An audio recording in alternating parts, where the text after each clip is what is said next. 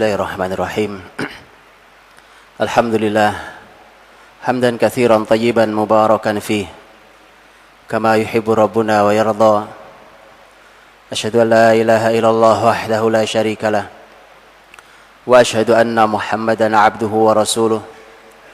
Allahumma salli wa sallim wa barik wa an'im ala sayyidina Muhammadin wa ala alihi wa ashabihi wa man tabi'ahu bi ihsanin ila yaumiddin.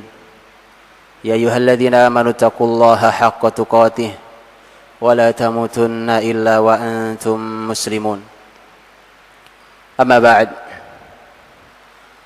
Mukminin mukminat hafizakumullah, jamaah Masjid Al-Irsyad Surabaya dan pendengar mitra muslim hafizakumullah jami'an. Segala puji bagi Allah, kita ini sedang belajar tentang manusia terbaik karena beliau dibimbing oleh ilmu terbaik, yaitu wahyu. Karenanya setiap perjalanan beliau adalah panduan buat kita. Laqad kana lakum fi Rasulillah uswatun hasanah liman kana yarjullaha wal yawmal akhir wa dzakarallaha katsiran. Hari ini kita akan membahas tentang salah satu peperangan di zaman Nabi sallallahu alaihi wasallam, perang Hunain. Judulnya sebenarnya diambil dari Al-Qur'an. Karenanya saya tidak akan berbicara dengan pola sejarah. Saya akan bicara dengan pola tafsir. Supaya kita tahu bahwa belajar sejarah itu kalau melalui tafsir itu punya gaya khas, i'jaz, mu'jizat yang tidak ada di dalam buku sejarah. Karena salah satu ciri Quran, karena kemu'jizatannya, Quran itu mengungkap hanya dengan kata-kata yang singkat, ringkas, tapi ada pelajaran luar biasa yang kadang pelajaran itu hanya ada pada huruf. Bukan kata, bukan kalimat, huruf. Makanya berkali-kali saya sampaikan, kalau kita belajar Quran dari terjemahan tidak akan pernah dapat ilmu banyak dari Al-Quran. Makanya mari kita contohkan hari ini. Saya sengaja tidak masuk melalui sejarah, walaupun pasti akan ke sejarah. Judulnya saja Perang Hunain. Dan yang kita bahas ya hanya 3 ayat yang dibacakan oleh ananda kita Abdullah tadi, hafizahullah. Hanya 3 ayat itu. Judul bahwa matematika manusia penyebab kekalahan di ayat yang 25 tadi, ayat pertamanya yang dibaca. Itu adalah ayat 25, 26, 27, 3 ayat dalam surat At-Taubah. Mari kita lihat. Karena hari ini menjadi penting pembahasannya, sangat amat penting. Karena hari ini kita hanya bersandar pada kemampuan hitung-hitungan di atas kertas. Statistik, survei, elektabilitas, dan seterusnya. Supaya kita tahu bahwa itu nanti oleh Quran ditiadakan, dinolkan. Untuk muslimin, saya bicara kita sebagai muslim. Sebagai mukmin, itu nol. Nol, nihil. Kita akan bicara jumlah penting ya, tapi di pembahasan ini jumlah dinyatakan nol. Perannya. Ini kenapa kita perlu tahu, mengapa sampai begitu Quran. Hadirin dirahmati Allah, sebelum kita masuk ayat dan pembahasan tentang sejarahnya, saya akan singgung sedikit bahwa ayat ini adanya dalam surat At-Taubah atau surat Al-Bara'ah. Surat ke-9 dalam Quran ini adalah satu-satunya surat yang tidak ada basmalahnya. Itu saja ada sebuah pertanyaan besar. Para ulama tafsir biasa membahas ini, mengapa ayat ini ada di surat ini. Itu enggak sembarang. Kalau Quran mukjizat mesti ada kajiannya. Mengapa ayat tentang tema kekalahan muslimin di Hunain diletakkan Allah di surat At-Taubah? Bukankah di ayat sebelumnya, di surat sebelumnya, maksud saya, Di surat sebelumnya Allah juga berfirman tentang perang. Zaman Rasul juga. Walau tidak disebut namanya, yaitu perang Badar. Ada dalam surat sebelumnya, surat Al-Anfal. Bapak Ibu kalau membaca surat Al-Anfal dan surat At-Taubah, surat ini bergandeng 8 dan 9. Surat 8, surat 9. Tapi kalau Bapak Ibu baca, suasananya sangat jauh beda suasananya. Surat Al-Anfal kalau kita baca menyenangkan, indah, menyenangkan, membahagiakan, janji Allah, kemenangan, walau muslimin dalam jumlah yang kurang, ghanimah, pertolongan Allah, malaikat yang Allah hadirkan, nyaman semuanya.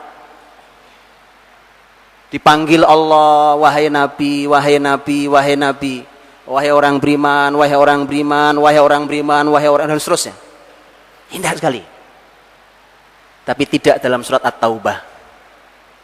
Namanya saja taubat. Suruh taubat kita, Pak. Atau disebut Al-Bara'ah. Bara'ah itu artinya lepas diri. Sebagaimana permulaan ayat, Bara'atum minallahi wa rasulihi ilal ladzina ahadtum minal musyrikin. Allah dan Rasulnya, orang-orang beriman semua lepas diri dari orang-orang musyrik. Allah murka di ayat itu. Dan ayat-ayat dalam surat At-Taubah sangat banyak bicara tentang orang munafik. Pembahasannya sudah kita membahasnya menjadi betapa beratnya soft muslimin, perjuangan muslimin ini karena banyak penumpang munafik. Allah bongkar, ini loh munafik, ini loh cirinya. Ya, Bapak Ibu kalau membahas munafik, kan kita sering membahas hadis Nabi yang sahih dengan 3 ciri munafik. Bacalah At-Taubah. Allah bahas dengan sangat detail tentang munafik dan ciri-cirinya. 2 suasana yang berbeda, tapi para ulama mengatakan, mengapa At-Taubah atau Al-Bara'ah tidak ada basmalahnya? Ada pembahasan di kalangan para ulama tafsir, tapi di antara yang banyak yang sepakat, di antara banyak yang mengambil pendapat adalah bahwa surat Al-Bara'ah atau At-Taubah, surat 9 ini adalah sambungan tema surat Al-Anfal. Padahal jauh. Sekarang lihat, kalau surat Al-Anfal bicara tentang perang Badar terjadi tahun 2, bulan Ramadan tahun 2 Hijriah.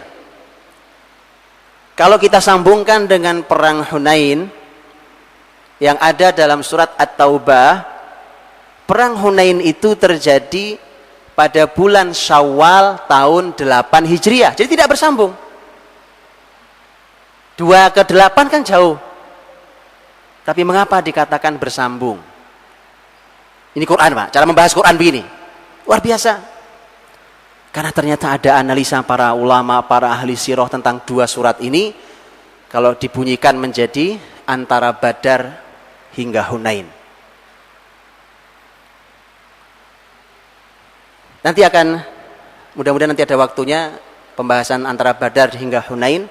Mudah-mudahan di belakang kalau ada waktunya saya sampaikan. Tapi intinya bahwa kata Al-Anfal artinya harta rampasan perang. Karena muslimin menang di Badar, muslimin dapat harta rampasan perang. Membahagiakan, dapat ghanimah, walaupun itu sumber masalah awal.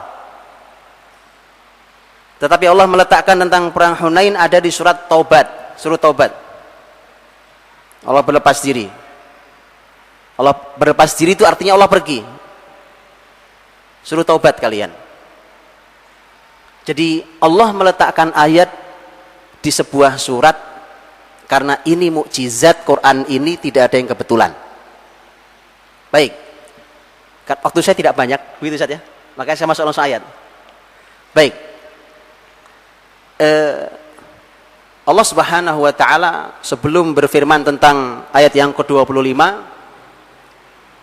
sebelum ayat 25 di mana sudah masuk laqad nasarakumullahu fi mawatina katsira wa yauma Hunain, sebelum itu di satu ayat sebelumnya, karena para ulama juga biasa membahas dalam ilmu tafsir namanya ilmu al-munasabah. Al-munasabah adalah ilmu yang mencari hubungan dan kesesuaian antar ayat dan antar surat. Ini ilmu besar sekali, besar, sangat amat besar. Sampai hari ini berbagai karya ilmiah, sejak dulu ulama nulis sampai hari ini karya-karya ilmiah S2, S3, tesis, disertasi sampai sekarang belum selesai. Begitu loh kok kita nggak tahu ilmunya. Ilmu munasabah. Apa hubungan antara ayat ini yang bicara tentang Hunain, yang Allah mengungkap kekalahan muslimin di perang Hunain, dengan ayat sebelumnya persis, di ayat yang ke-24. Di mana ayat ke-24 Allah Subhanahu wa taala mengingatkan kita tentang 8 hal yang kalau berhadapan dengan 3 hal maka berantakan kehidupan kita. Yang 8 hal itu, qul in kana abaukum wa abnaukum wa ikhwanukum wa azwajukum wa ashiratukum wa amwalun iqtaraftumuha wa tijaratun takhshawna kasadaha wa masakinu tardawnaha. Itu 8. Dan hidup kita cuma berkisar di 8 ini, nggak lebih dari ini. Coba perhatikan. Katakan Muhammad, jika ayah-ayah kalian, anak-anak kalian, saudara-saudara kalian, pasangan-pasangan kalian, keluarga kalian, keluarga-keluarga kalian, harta yang kalian miliki, perdagangan yang kalian takuti ruginya, dan tempat tinggal kalian yang kalian sukai. 8, hidup nggak lebih dari itu, Pak. Kalau 8 hal itu keseluruhan hidup kita itu, katakan Muhammad, kalau itu semuanya adalah ahabba ilaikum minallah wa rasulih wa jihadin fi sabilih fatarabbasu hatta ya'tiyallahu bi amri. Kalau itu lebih kalian cintai dari 3 hal, Allah, Rasulnya, jihad fisabilillah, maka kata Allah, kalian tinggal nunggu. Tunggu saja. Tunggu hukuman azab Allah datang untuk kalian.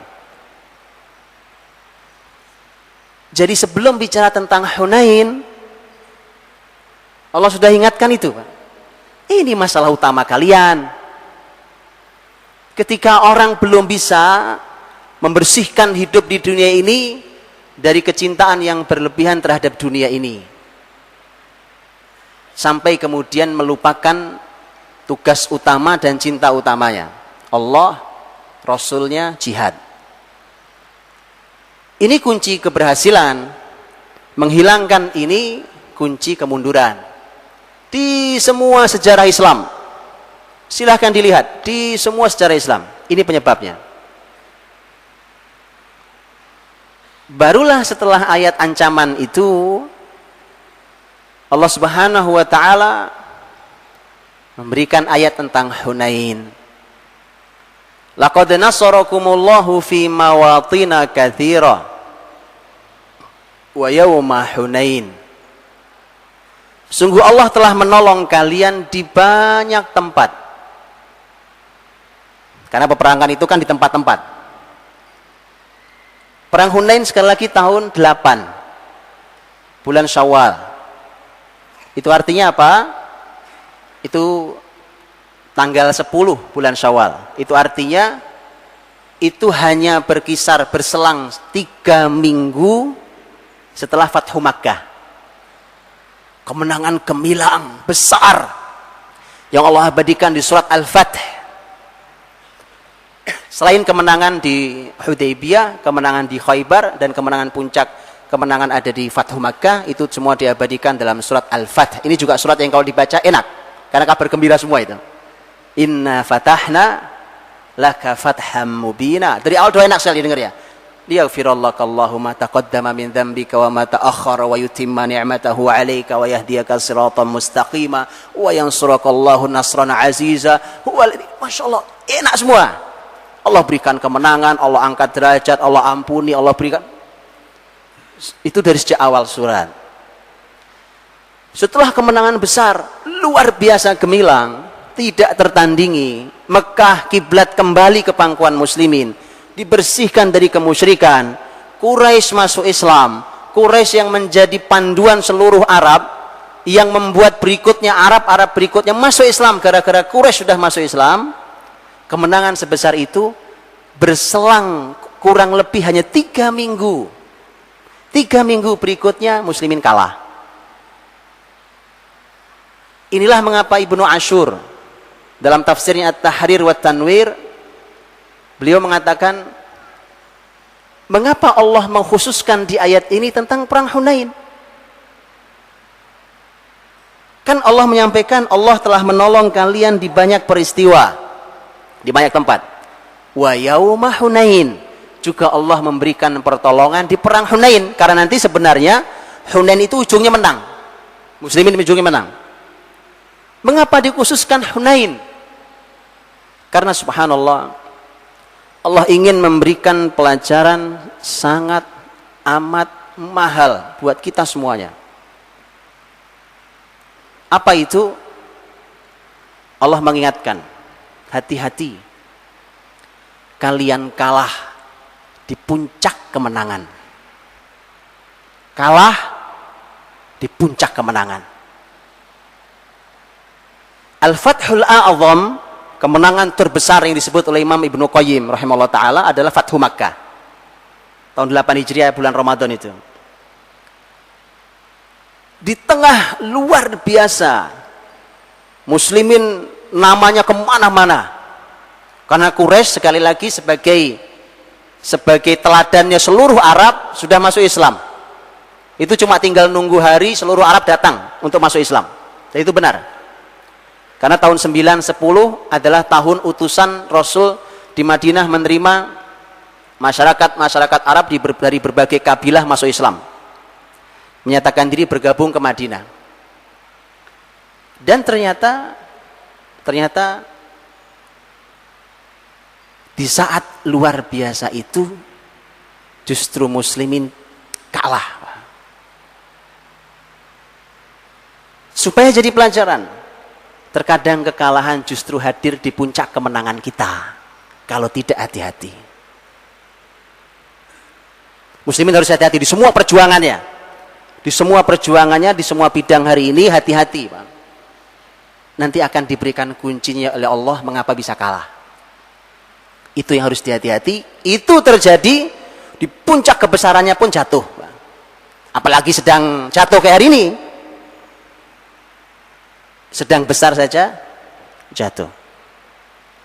Wa yauma Hunain. Al-Qur'anul Karim, sebenarnya inilah kemujizatan Quran. Kalau kita baca sejarah perang Hunain, itu sebenarnya penyebab kekalahan muslimin itu sebenarnya bukan cuma satu, bukan cuma dua, ada beberapa penyebab kekalahan. Tapi Al-Quran hanya menyebut satu. Penyebab kekalahan kalian di Hunain cuma satu. Ini mukjizatnya Quran, Pak. Quran tidak menyebut semua. Kalau semua di buku sejarah itu adanya. Quran bukan buku sejarah. Tadi Quran literatur sejarah, satu literatur sejarah. Quran hanya menyebut satu. Apa itu? Idh a'jabatkum kathratukum, ketika kalian bangga dengan jumlah kalian. Jumlah inilah hitungan matematika di atas kertas kita. Itu penyebab kekalahan di puncak kemenangan. Bangga dengan jumlah. Makanya sebenarnya kita tidak pernah diajari dalam Islam, itu kalimat sahabat, para sahabat mengatakan itu kata pada kita, la nuqatil bil adad wala bil udad. Kami tidak pernah berperang itu faktornya hanya karena angka, jumlah, dan karena perbekalan. Itu tidak pernah kami diajari Rasul kayak begitu. Hari ini setiap kita berjuang, kita tunggu survei dulu. Betul lah Pak. Bukan, sekali lagi nanti silahkan ada yang mengatakan ini penting Pak, ya, tapi surat At-Taubah mengatakan tidak penting.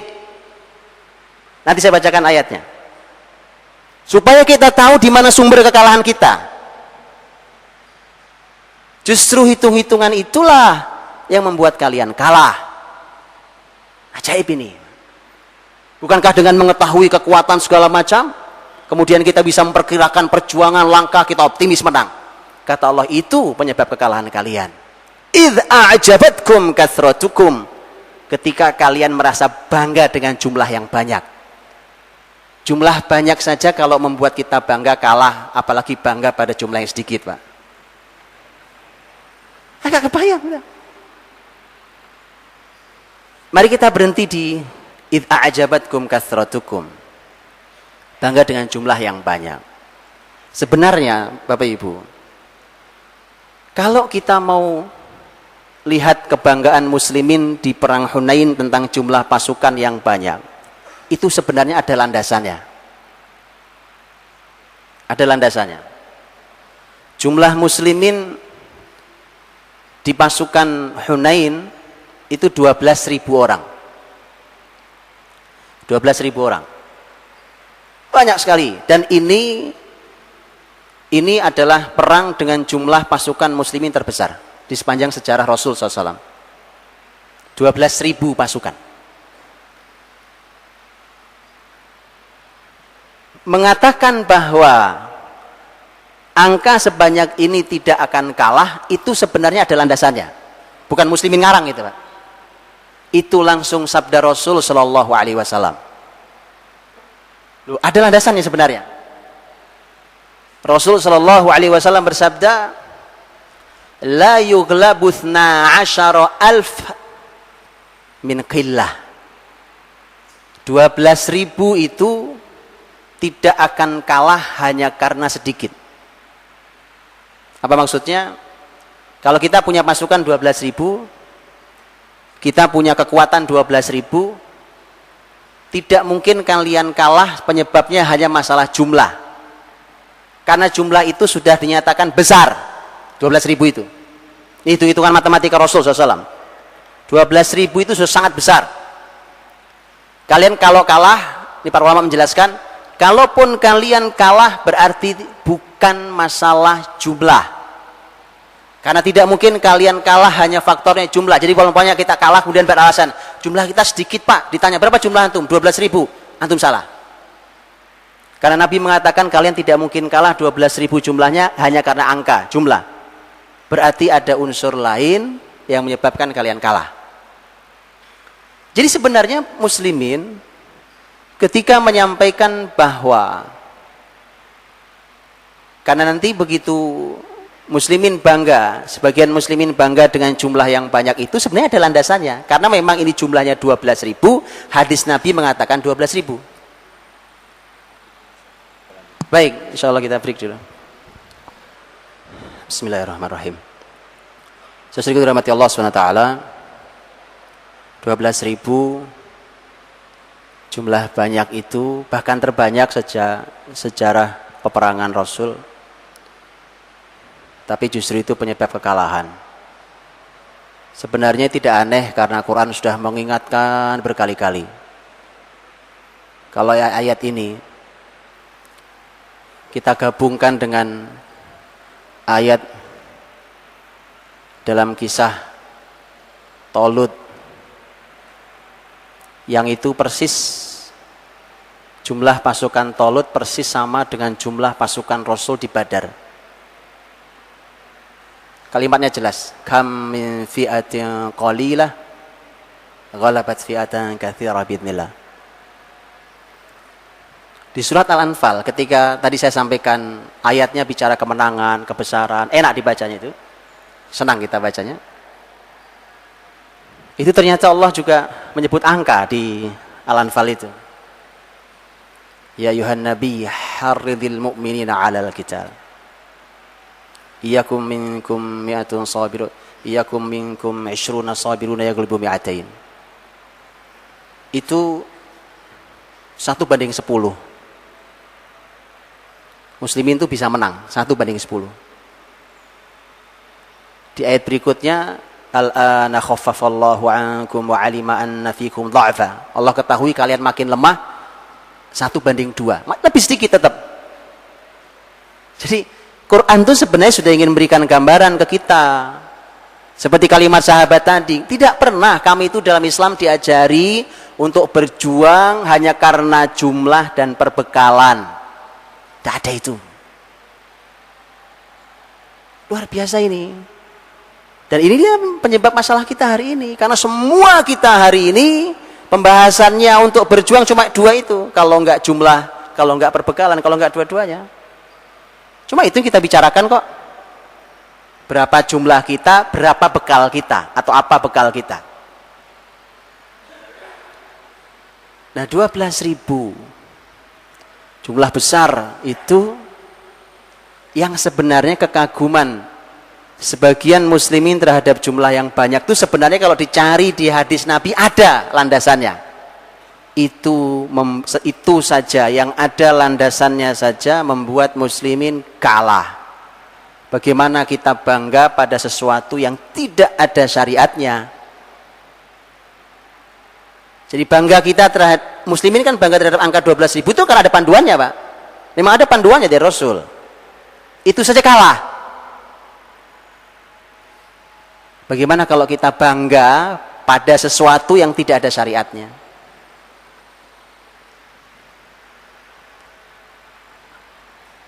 Disinilah Sayyid Qutb rahimahullah ta'ala mengatakan itu.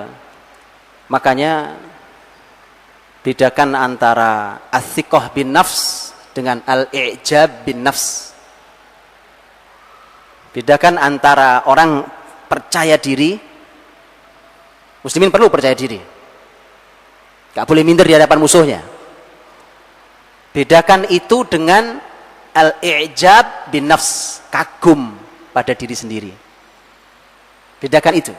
Yang membuat kalah adalah kagum pada diri sendiri. Karena kalau kagum pada diri sendiri, itu orientasinya kita. Karena saya kagum sama diri saya orientasinya, diri saya ini. Semua serba saya, karena saya, ini kan saya, kami. Tapi kalau as-siqah bin nafs, dia tidak akan pernah bergeser dari panduan utamanya yaitu Allah. Bedanya, kalau i'jab bin nafs sudah bergeser dari Allah, sekarang bergeser pada diri kita sendiri. Karena ya, ketika kita melihat perang Hunain itu, angka 12.000 ini mari kita bedah lagi, Pak. Jadi setelah Allah menyampaikan tentang i'jab, id a'jabatkum, i'jab, kagum, bangga sendiri dengan jumlah yang banyak, ternyata kita harus bedah lagi supaya kita tahu sampai nanti pada titik dalam di mana sumber masalah dari 12.000 ini. Harus didalami lagi. 12.000 itu kan globalnya, tapi bukan 12.000-nya masalah. Harus dicari di mana titik masalahnya supaya jadi pelajaran buat kita. Bapak Ibu dirahmati Allah.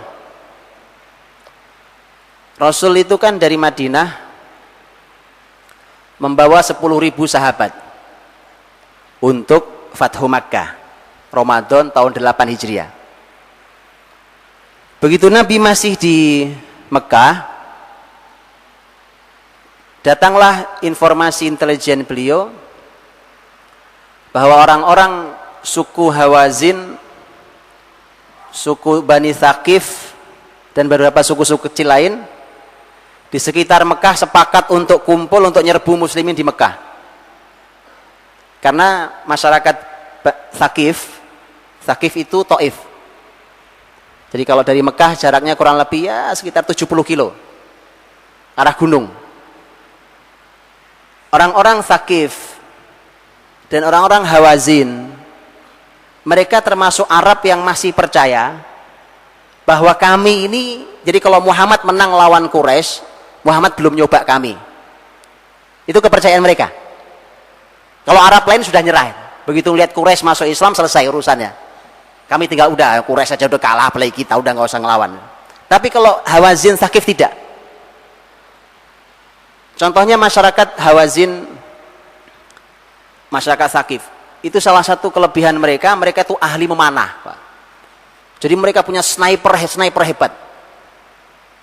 Karena mereka percaya diri. Ini kita tahu panah itu senjata canggih dari dulu sampai hari ini. Iya, Pak. Itu sniper zaman dulu.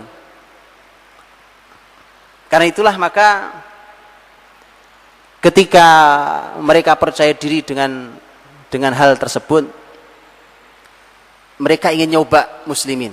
Kita coba aja. Ya. Akhirnya mereka berkumpul. Informasi itu membuat Nabi SAW segera bergerak. Tidak boleh ditunda. Mengapa tidak boleh ditunda? Karena kalau masyarakat Hawazin dan Tsaqif dari Taif itu turun masuk ke Mekah, justru ada yang dikhawatirkan. Karena Mekah baru saja masuk Islam. Kalau mereka datang ke Mekah, dikhawatirkan bahwa masyarakat Mekah ini yang baru masuk Islam ini seakan mendapatkan bala bantuan untuk nyerang muslimin. Jadi masyarakat dikhawatirkan masyarakat Mekah ini ikut bersama musuh Islam. Karena baru saja. Jadi muslimin akan punya masalah besar dua nanti. Berhadapan dengan orang Mekah sendiri, berhadapan dengan pendatang dari Tsaqif dan Hawazin. Maka Nabi harus segera, dan Nabi tidak mau terjadi perangi di Mekah. Karena Nabi berangkat ke Hunain. Hunain itu lembah, posisinya antara Mekah dan Taif. Dari Mekah kurang lebih jaraknya sekitar 20 kilo. Itu lembah.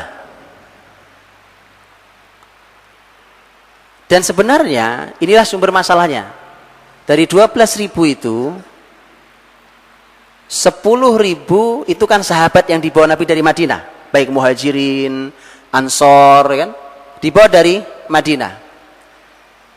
Yang 10.000 itu Masya Allah, banyak di antara mereka yang sudah merupakan tarbiyah Nabi, tempaan Nabi sudah lama.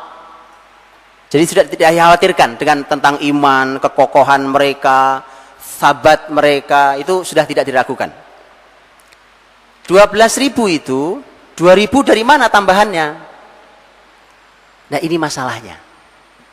Kan yang dibawa dari Madinah 10.000.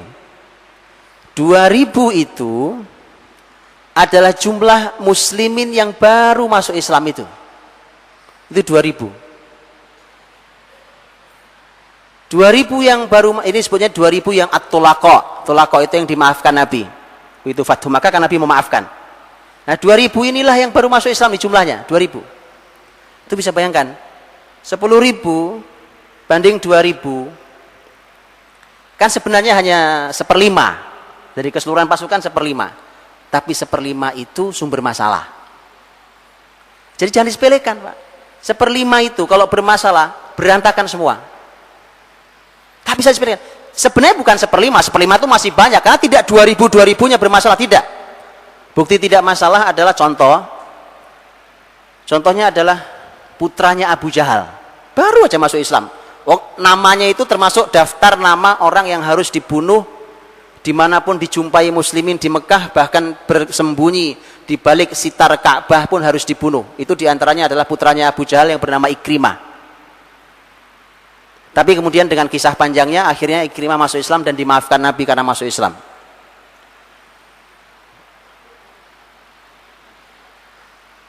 Ikrimah itu termasuk orang yang walau baru masuk Islam, itu ternyata Masya Allah kokoh. Nanti begitu Rasul kocar kasir, muslimin kocar kasir itu meninggalkan Rasul,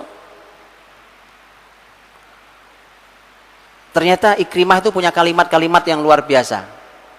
Baru masuk Islam, tapi kalimat-kalimat luar biasa. Umpamanya Ikrimah mengatakan bahwa ini bukan karena Muhammad SAW. Ini Allah semuanya. Artinya menang kalah itu Allah yang tentukan, bukan karena Nabi misalnya.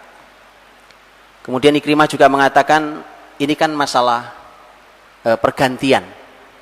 Ya, kadang muslimin menang, kadang muslimin kalah. Wa tilkal ayyamu nudawiluha bainan nas.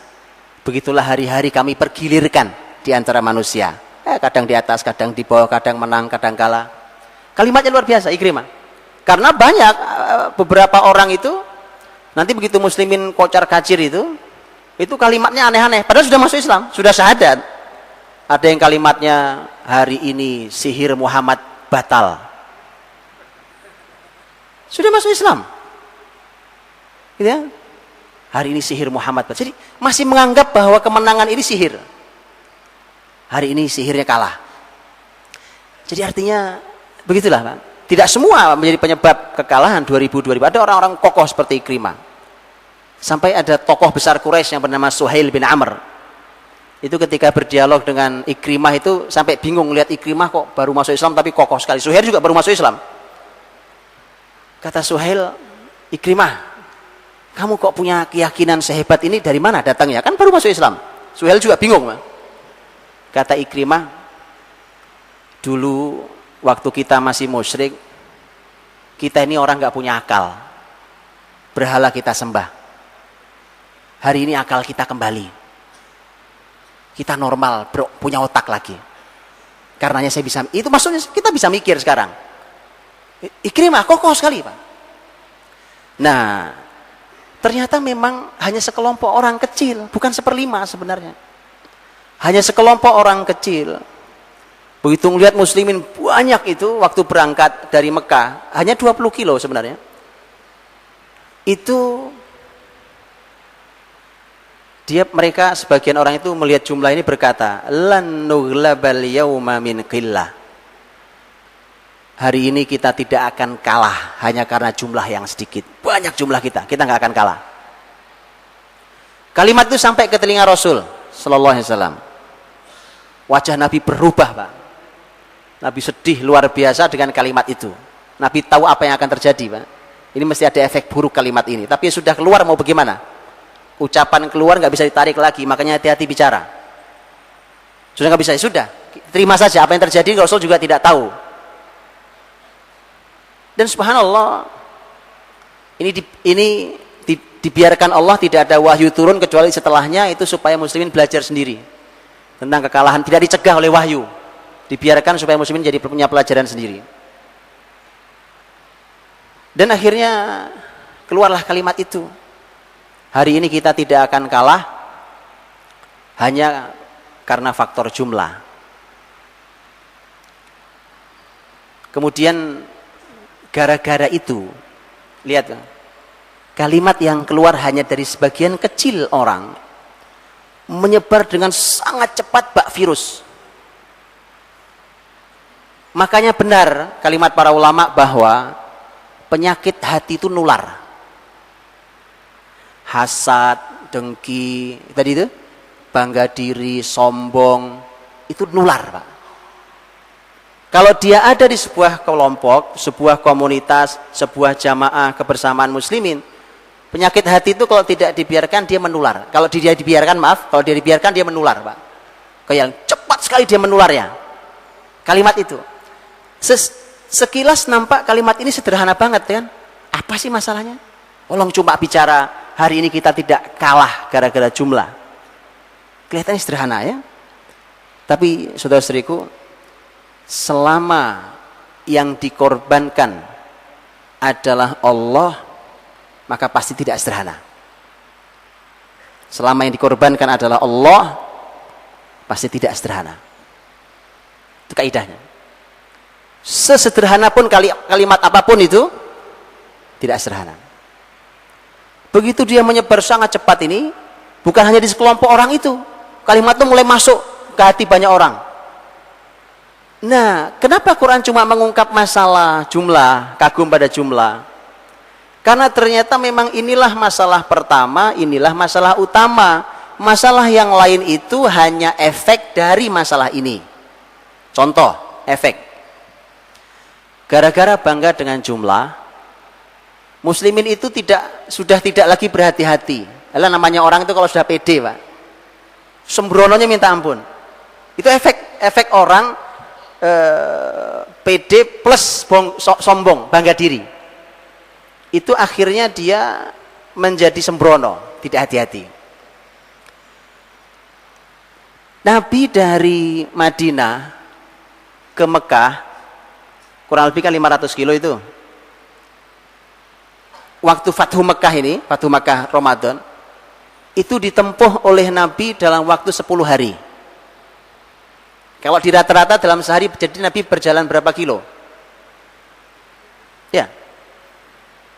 Artinya Nabi menempuh dalam satu hari itu 50 kilometer.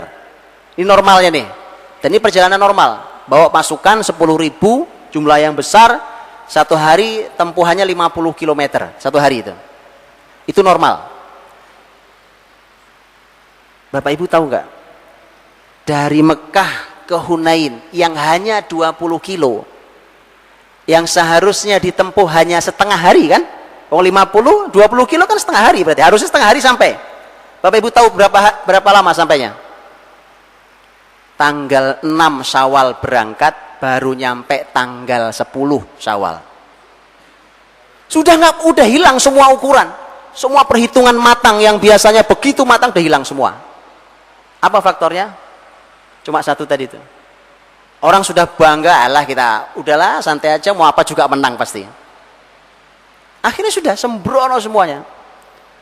Perjalanan 20 kilometer yang harusnya hanya setengah hari, masa ditempuh 4 hari? Sudah nggak benar. Apa efeknya? Efeknya Hawazin dan Thaqif musuh Islam itu menguasai Hunain karena datang lebih dulu. Jadi menguasai lokasi-lokasi strategis. Ini jauh berbeda dengan ketika muslimin dengan tawakal paling tinggi di perang Badar, surat Al-Anfal, di mana muslimin datang ke Badar duluan, menguasai wilayah strategis. Kita kehilangan wilayah strategis. Wilayah strategis itu karena itu lembah, Pak. Itu kan lembah. Maka orang Hawazin dan Thaqif yang membawa, jadi mereka itu waktu perang itu membawa semua di bawah. Ini kebijakan pemimpin tertingginya Malik bin Auf An-Nadri.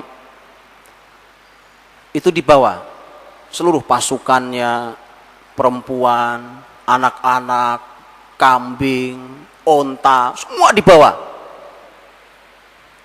Ada salah satu orang buta yang bijak dari Hawazin dan Thaqif itu, karena buta dia nggak bisa ngelihat, dia cuma denger, ini kok mau perang tapi kok ada suara kambing, ada suara anak-anak, dipanggil tuh, ini kenapa kok ada suaranya? Dia percaya diri si pemimpin ini, karena si Hawazin Thaqif ini juga percaya diri betul, kita akan menang lawan muslimin, kita bawa aja semuanya. Nanti kita kan, mereka kalau habis perang pesta, Pak. Ya, mereka akan merayakan itu. Sudah diingatkan sebenarnya oleh si orang bijak mereka yang buta itu. Ini nggak benar nih, tapi tetap dia ngotot dengan strateginya. Rasul begitu mendengarkan kabar bahwa Hawazin Thaqif membawa semua hal sampai harta mereka, Nabi mengatakan dengan kalimat sederhana, insya Allah semua jadi ghanimah kita. Insya Allah semua jadi ghanimah kita. Ketika 12.000 seperti tadi itu kemudian berjalan sangat lambat dan dikuasailah lembah Hunain, akhirnya karena mereka ahli panah, maka mereka menguasai, meletakkan sniper-sniper itu di balik gundukan-gundukan pasir dan seterusnya, itu dikuasai. Begitu muslimin turun ke lembah itu, sudah tidak pakai ukuran, namanya orang sudah bangga diri, Pak. Sudah nggak ada tuh hati-hatinya, turun aja begitu. Begitu turun dihujani panah dari kanan kiri. Jadi efek dari bangga terhadap jumlah banyak itu panjang. Kocar kacir, berantakan muslimin. Begitu berantakan, sudah pergi semua. Bisa dibayangkan, ini ada sebuah riwayat di sejarah, ada beberapa riwayat sebenarnya. Pertanyaannya gini, berapa yang tersisa di sekeliling Rasul? Karena kalau Rasul itu nggak mungkin lari, Pak. Rasul nggak akan lari, nggak akan lari. Ini nanti juga kunci kemenangan muslimin kembali.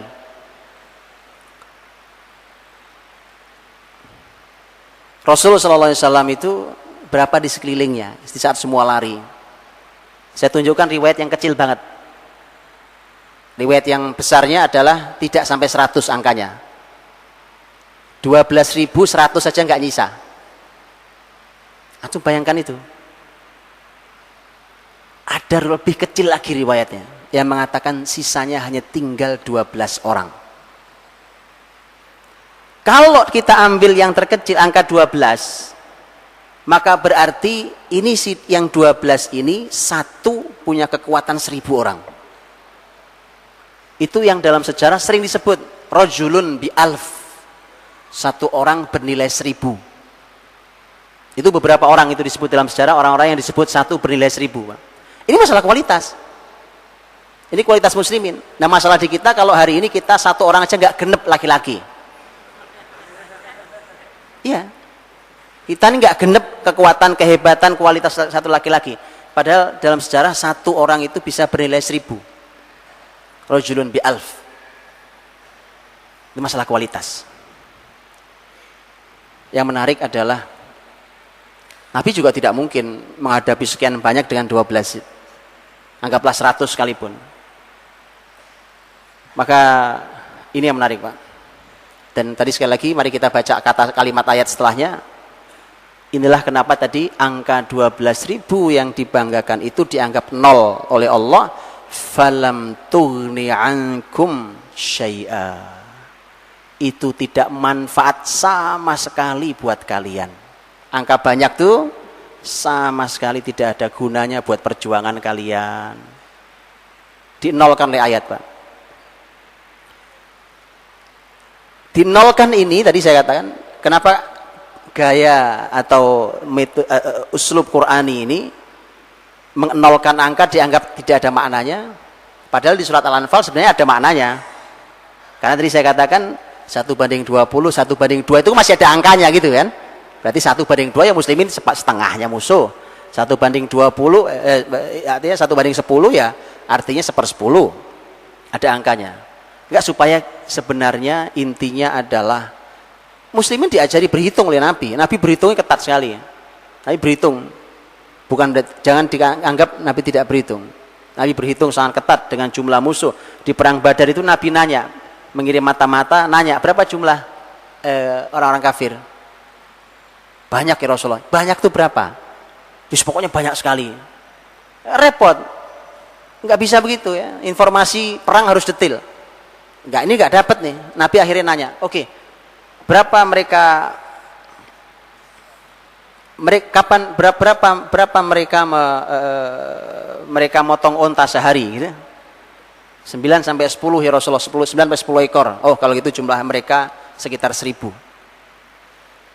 Artinya Nabi punya hitung-hitungan menarik tentang analisa angka ya. Artinya Nabi perlu tahu itu masalah angka. Perlu tahu masalah angka. Berarti memang penting sebenarnya, tetapi tadi Allah, ini metode Qur'ani, Allah tiadakan angka. Kalau yang di surat Al-Anfal, Allah tiadakan usaha. Falam taqtuluhum walakinnallaha qatalahum wa ma ramaita idz ramaita walakinnallaha rama. Ketika kalian membunuh bukan kalian yang bunuh. Ketika kalian memanah bukan kalian yang memanah. Lu muslimin ngerasa betul Pak manah. Masa oleh Quran ditiadakan, dianggap nggak ada, bukan kamu yang mana, lu saya lo mana?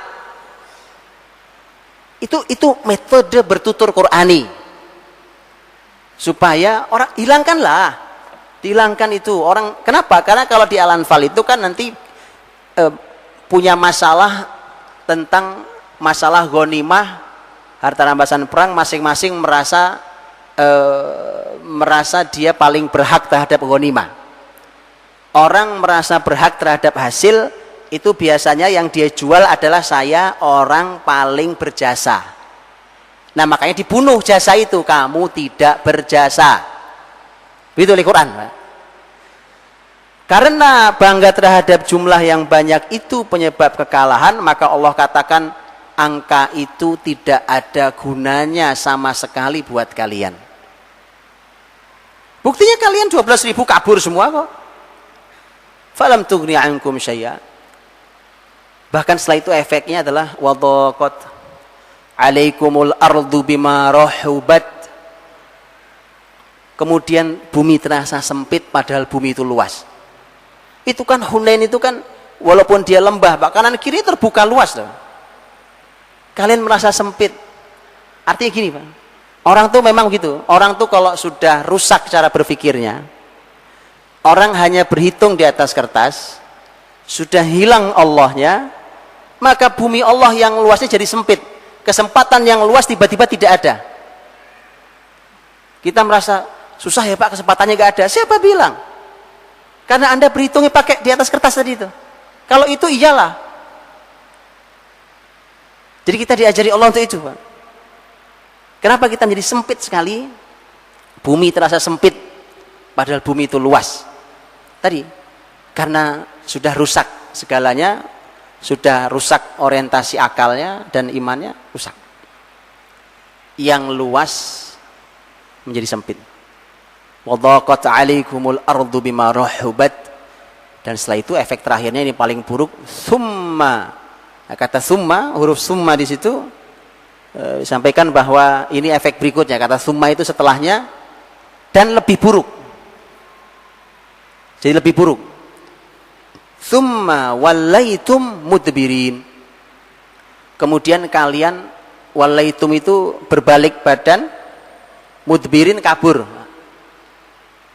Sebenarnya kalau para ulama mengatakan kenapa harus ada dua kata sekalian? Ada wallaitum kan sudah lari apa balik badan. Balik badan ya lari maksudnya.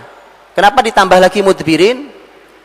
Ada yang mengatakan bahwa tawalli wallaitum itu memang balik badan, dia pergi, tetapi pergi itu bisa ada yang positif. Di antaranya adalah strategi perang. Strateginya mundur dulu, dia akan muter umpamanya atau balik lagi, itu positif kalau itu.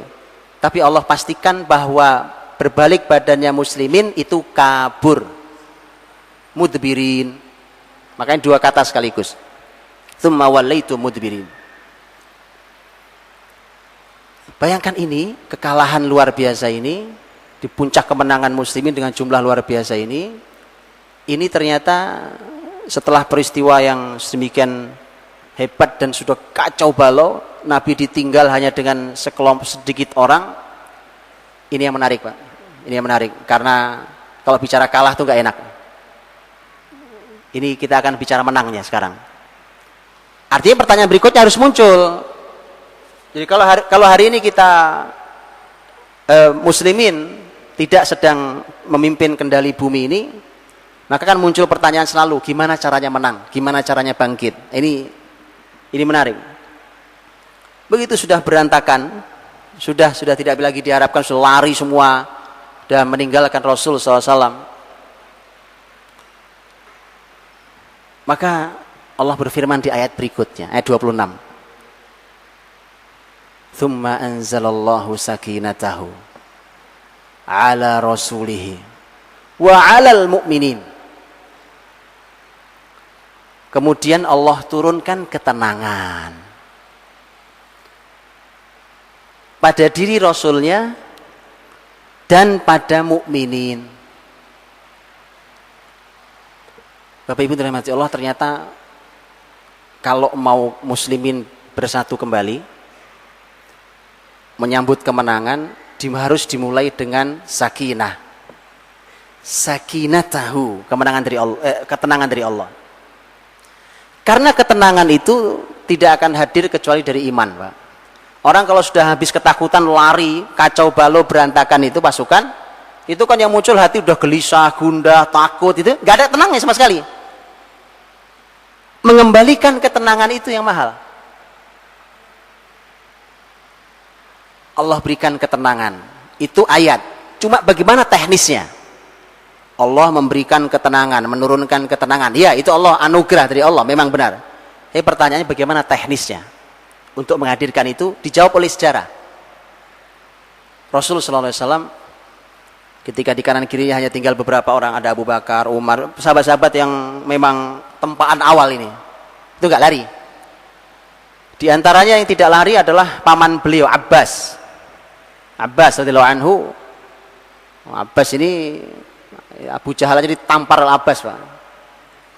Abu Jahal dulu waktu masih di Mekah ditampar, dicaci maki oleh Abbas, itu Abu Jahal enggak berani ngelawan. Saking luar biasa Abbas. Abbas termasuk yang tidak lari, dan Abbas itu oleh Allah dianugerahi suaranya lantang. Suaranya lantang. Lihat cara Nabi SAW teknisnya. Nabi SAW berteriak dengan suara semampu beliau. Kemudian nanti Nabi minta bantuan Abbas untuk melanjutkan. Apa kalimat Nabi Muhammad? Kata Nabi Muhammad, Nabi berteriak ke muslimin yang sudah kabur nggak karuan itu, ketakutan itu. Kata Nabi, ana nabiyun la kadzib, ana ibnu Abdul Muttalib. Aku ini nabi. Ya subhanallah. Apa perlu Nabi mengatakan itu? Mereka semua orang beriman yang lari itu. Mereka sudah beriman kalau beliau nabi, Pak. Tapi ini panggilan penting. Aku nabi, ini bukan dusta. Aku ini putranya Abdul Muttalib. Ada dua hal yang disebut. Satu agama, satu nasab. Nah, menarik, Pak. Luar biasa. Nasab ini setidaknya akan mengumpulkan Quraisy yang lari. Quraisy yang lari mengumpulkan, itu penting. Karena kadang-kadang orang mau kumpul kalau satu nasab, betul ya? Ya, kumpul-kumpul, itu penting. Aku putra Abdul, kenapa Abdul Muttalib disebut-sebut?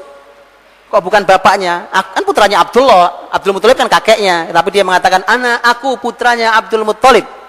Karena Abdul Muttalib tokoh besar di Quraisy. Kalau Abdullah belum sempat karena meninggal usia muda, belum sempat memimpin. Disebutlah tokoh besar Quraisy. Jadi perekatnya. Dan Nabi mengatakan, aku nabi, tidak dusta. Setelah itu Abbas diminta, Abbas teriak yang kenceng lagi, lebih keras lagi. Panggilan Abbas juga luar biasa, Pak. Ya ashab as-samurah, ya ashab suratil Baqarah. Wahai orang-orang yang pernah baiat di bawah pohon. Apa itu? Baiatur Ridwan. Yang diabadikan di surat Al-Fath. Dalam surat Al-Fath kita tahu Allah mengabadikan tentang laqad radhiyallahu 'anil mu'minina idh yubayyi'unaka tahta asy-syajarah. Allah ridho ketika melihat orang-orang beriman berbaiat di bawah sebuah pohon. Itu tahun 6 Hijriah di peristiwa Hudaybiyah. Ada pohon, disitulah Rasul dan 1.400 sahabat berbaiat untuk mati.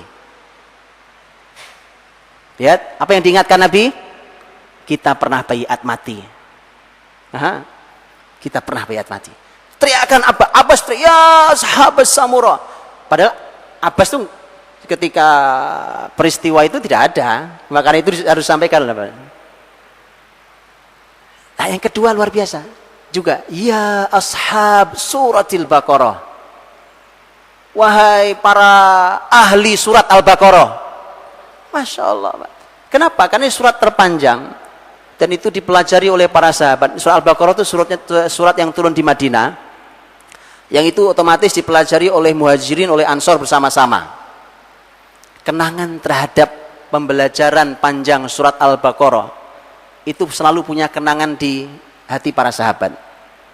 Belajar Quran surah Al-Baqarah itu punya kenangan. Contohnya Umar radhiyallahu anhu itu belajar surat Al-Baqarah 12 tahun. Jadi kenangannya panjang, Pak.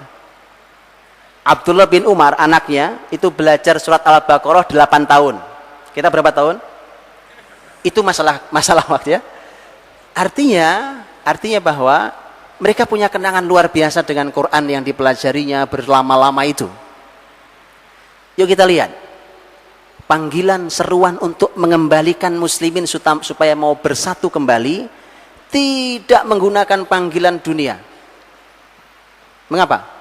Loh, dunia ini kok yang membuat kalian kabur? Masa saya panggil, ayo sini ada jabatan nih, ayo sini ada gaji besar nih. Wallah, Pak, apapun lembaganya, apapun jamaah kelompoknya, kalau panggilannya dunia, takkan pernah mereka bersatu. Panggilannya aku nabi, tidak dusta, aku putra Abdul Muttalib. Wahai mereka yang pernah baiat di bawah pohon, wahai mereka yang pernah belajar surat Al-Baqarah. Karena panggilan dunia. Allah, Pak, itu panggilan datang, mereka yang lari dengar, berhenti, Pak. Berhenti. Balik lagi. Lihat, subhanallah. Kalau dipanggil hati itu. Jadi teman-teman, ini pelajaran buat kelompok jamaah lembaga kita, ya kan? Kalau yang sudah berantakan, ya kan? Kader-kader yang sudah pada kabur itu.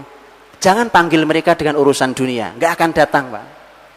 Ingatkan mereka dengan kenangan agama ini. Saat kita masih bersama belajar tentang Islam ini. Ambil pelajaran. Menyatukan tidak bisa dengan hanya duduk diskusi seminar, nggak bisa, Pak. Panggil mereka dengan panggilan iman. Quran ini kita dulu pernah belajar bersama. Kalau Nabi pernah baiat untuk mati bahkan. Datang lagi. Beberapa unta itu ditarik kembali nggak mau, Pak. Kebayang lah ya, 12.000 terus unta, kuda, keledai pada lari, ya kan? Itu kan unta juga panik, Pak. Bukan cuma orang yang panik, unta, kuda semua panik. Ditarik lagi balik nggak mau. Tapi karena panggilan iman, sahabat turun dari kendaraannya, kendaraan yang nggak bisa ditarik, turun, kendaraan suruh pergi terserah dia jalan kaki. Dia sambut panggilan Rasul Shallallahu Alaihi Wasallam. Itu iman. Makanya membangun tim itu iman, Pak. Sehingga kalau suatu hari ada guncangan seperti di Hunain, mudah dipanggil kembali. Dahsyat. Rasul memberikan pelajaran itu. Jangan ikatan kita adalah ikatan sekedar baju, sekedar alma mater, apalagi cuma urusan gaji, urusan begitu, itu mudah kaburnya. Ikatan terkuat kalau kita ikat dengan ruh, hati, iman. Kalaupun ada guncangan, dengan satu syarat. Syaratnya Sayyid Qutb rahimahullah fi Dhilal Quran mengatakan ini syarat penting untuk bisa kembali, yaitu penting adanya yang namanya al-qaidah as-salbah al-khalisah. Pondasi yang kokoh, yang murni, tulus. Siapa pondasi muslimin? Muhajirin Ansor. Muhajirin Ansor itu, pertama muhajirin, ketambahan Ansor itu adalah pondasi kokoh yang dibangun Nabi. Masalah datang berikutnya orang-orang baru, itu jangan banyak diharapkan, itu goncang, Pak. Karena tadi para ulama mengatakan bahwa dari 12.000 itu sebenarnya sumber masalah ya sekitar 2.000 itu. Sekitar 2.000 itu. 2.000 itu orang-orang baru. Orang-orang baru maksudnya adalah orang-orang yang belum mendapatkan sentuhan pendidikan Rasul Shallallahu Alaihi Wasallam baik dan lama. Kalau di dalam bahasa ulama begitu, secara tarbiyah belum lama, secara pendidikan belum lama dalam Islam, secara tanasuk itu rekatan kita, ukhuwah rekatan kita juga belum kokoh, jadi belum teruji. Selama tarbiyah dan ukhuwah belum terjaga, belum terjalin dengan baik, maka yang begitu tidak bisa dijadikan pondasi. Dijadikan pondasi ambruk rumahnya. Ibarat gedung kalau ada gempa dia hanya goyang di atas, Pak. Tapi ini pondasi harus qaidah salbah khalisah. Harus begitu. Itu Muhajirin Ansar. Karenanya kemudian Allah Subhanahu wa taala menurunkan ketenangan. Tenang dulu. Ada pengulangan kata huruf ala.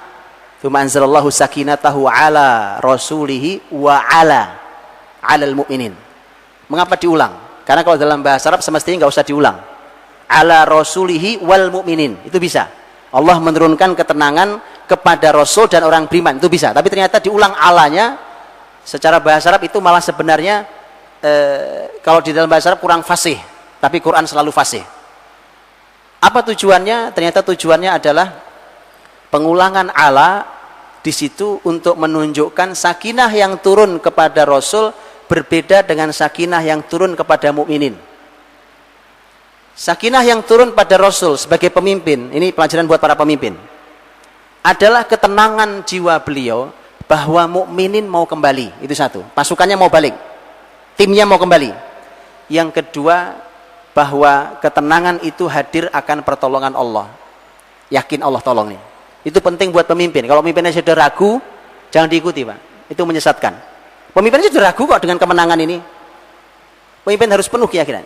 Kalau ketenangan muslimin, disampaikan oleh Ibnu Ashur, ketenangan mukminin adalah ketika mereka muncul keberanian lagi setelah mereka tadinya sangat takut untuk menghadapi musuhnya. Jadi berbeda, karenanya diulang ala. Baru kalau sudah begitu prosesnya, baru Allah kasih pertolongan-pertolongan, diantaranya adalah dihadirkan bala tentara yang tidak terlihat. Junudan lam tarauha. Tentara-tentara yang tidak terlihat. Ini para malaikat. Nah, kalau itu sudah hak Allah. Wewenang Allah. Turunkan para malaikat. Wadzalika jazaa'ul kafirin. Itulah balasan buat orang-orang kafir. Baru Allah katakan, "Tsumma yatubullahu min ba'di dzalika 'ala may yasha." Kemudian Allah kasih taubat setelah itu kepada siapa yang Allah kehendaki. Berarti tadi itu memang salah. Taubat itu kan tadi salah, Pak, ya kan? Jadi baru bicara taubat. Jadi sebenarnya kalian tuh salah. Di belakang, Pak, ngomongnya nanti di belakang, kan? Perbaiki dulu yang ada ini. Kemudian Allah berikan taubatnya untuk kalian. Wallahu ghafurur rahim. Allah Subhanahu wa taala Ghafur, Maha Pengampun, Rahim, Maha Rahman, Rahim. Jadi dirahmati Allah Subhanahu wa taala. Jadi ini sekelumit ya tentang Hunain. Waktu saya sudah habis. Jadi ketika ternyata Allah ingin memberikan pelajaran mahal, bahkan di puncak kemenangan muslimin bisa kalah. Jadi hati-hati. Karena ini proses kemenangan, tapi kemudian ternyata di puncak itu bisa jatuh. Dan ternyata penyebab jatuhnya adalah bangga diri terhadap kemampuan kita. Hitung-hitungan angka tetap penting. Tetap penting, karena Rasul mengajarkan hitung-hitungan. Tetapi ketika itu menjadi satu-satunya pertimbangan dan yang paling penting, menghilangkan Allah, maka pasti akan terjadi kekalahan. Dan ternyata untuk mengembalikan setelah kacau balau itu, seruan memanggil teman-teman seperjuangan dulu, itu seruannya tidak menggunakan seruan dunia, gak akan datang mereka. Panggil dengan seruan agama, panggil dengan seruan Quran, kenangan tentang kita dulu bersama dalam menegakkan syariat ini. Ayo balik lagi. Tapi dengan jaminan sang pemimpin mengatakan, ana nabiyyun la kadzib, aku nabi, ini bukan bohong. Jadi Nabi mengarahkan bukan pada diri beliau seorang Muhammad, tetapi kepada diri beliau seorang Nabi.